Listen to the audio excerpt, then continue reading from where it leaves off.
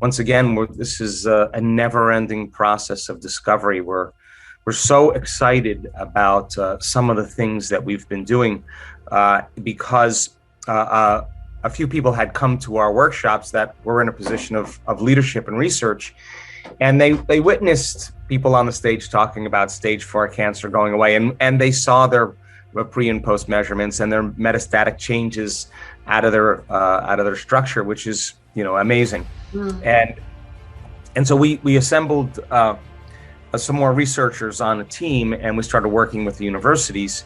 And last February, we were doing some measurements. We were drawing blood before and after 7-day event, and we had control group, people that were not in the event, that were staying at the hotel, that agreed to be part of the study.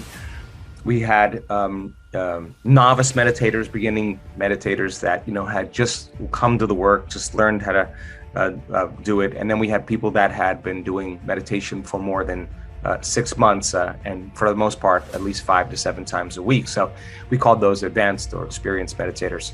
And we measured their brains before and after. We measured their brains at many meditations during real-time meditations. We wanted to see the changes weren't just in their mind, but they were actually in their brain. We had them wearing HRV monitors to monitor their heart rate variability, along with all these blood measurements.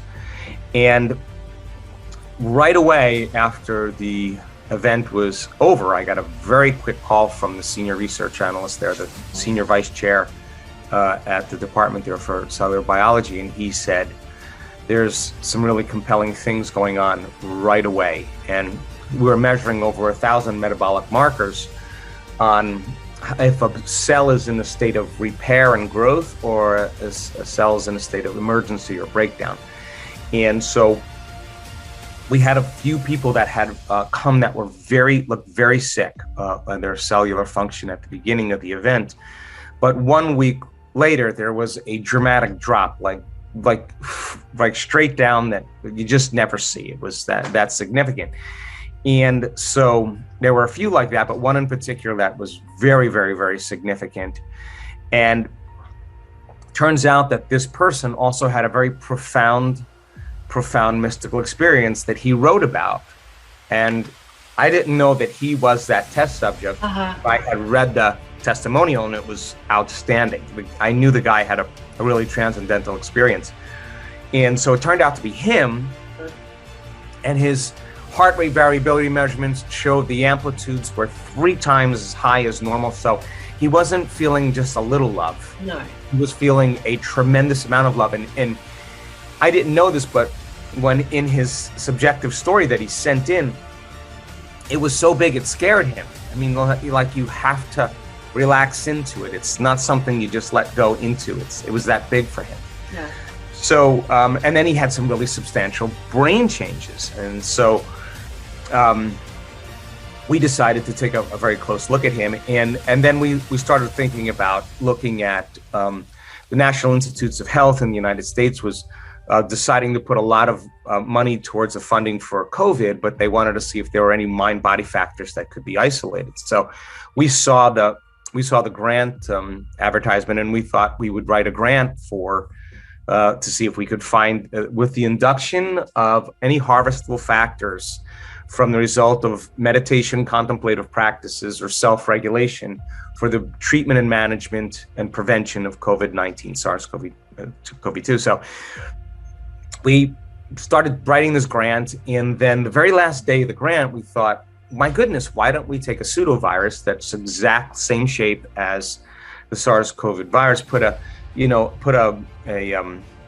radioactive marker in it, and let's see if that virus behaves just like the SARS virus. Let's see what happens when we look at advanced meditators' blood. And so what we saw was if the plasma got infected, the radioactive dye would turn the microscopic field bright red. And so you would, as you would expect, you'd see a lot of red stain in the microscopic field of most people.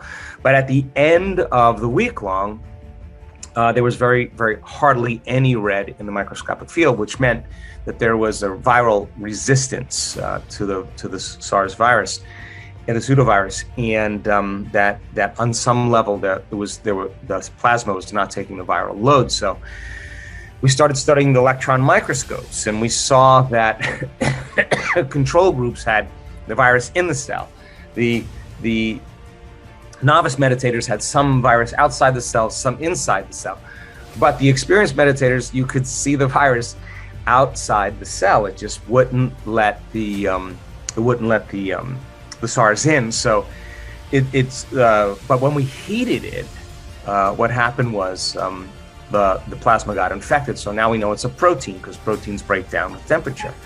So now we're looking at all the different immunoglobulins and looking at all the pathways and studying all those effects. But it's a super exciting time, because there's so much evidence to show that when you self-regulate, you're more resistant to your environment. We just took the blood from experienced meditators and subject them to aggressive cancer cells, and we saw that the mitochondrial activity in the cancer cell, which is the energy of the cell, diminished by 70%. That's an incredible number. And it was basically taking the wind out of the sails of the cancer cell. It was taking away the energy that causes them to be immortal. So we're starting to find all this incredible, really incredible stuff, and there's more, and it's so incredibly exciting. I would hope that that we can demystify the process of change, that we can break it down to a point where a person doesn't have to wait for crisis or disease or diagnosis or loss or betrayal or some crisis in their life where they really decide to change. You know, that if we can provide people the understandings of how to do that, I think, and make it more practical, I think hopefully more people will utilize it and learn and change in a state of joy and inspiration instead of pain and suffering. I would also love to see that, and this is happening right now, that the other elements of healthcare and chronic health conditions be addressed, which has to do with lifestyle and teaching people how to think differently and how to make different choices and how to behave differently and how to create new experiences and how to feel differently and with the understanding in medicine that could potentially produce a change in a person's health, albeit if they take medications, pharmaceuticals, nutraceuticals, exercise, doesn't matter to me. It's just that if that emotional component is never addressed, then the person never returns back to homeostasis and balance. And that's 75 to 90% of every person that walks into a healthcare facility is walking in because of that. So the responsibility for the patient then in understanding that they have a hand in their health and in their choices, and teaching people then that meditation is something that's normal, that it's a great way to reset. You know, it's a great way to get your body back into autonomic regulation instead of autonomic dysregulation, which is stress. And then of course that 4-minute mile, that people see that there are options to change terminal conditions and other health conditions if the person keeps showing up for themselves and keeps applying it. And certainly that I'm not trying to push positive thinking or positive psychology. I'm hopeful that it's seen as something else, but really some practical applications for people. So we don't go so quickly into what's predictable and what's normal, and that people live healthier and happier lives, and that we do learn how to get along and take care of one another and heal one another, and really hopefully in a different world.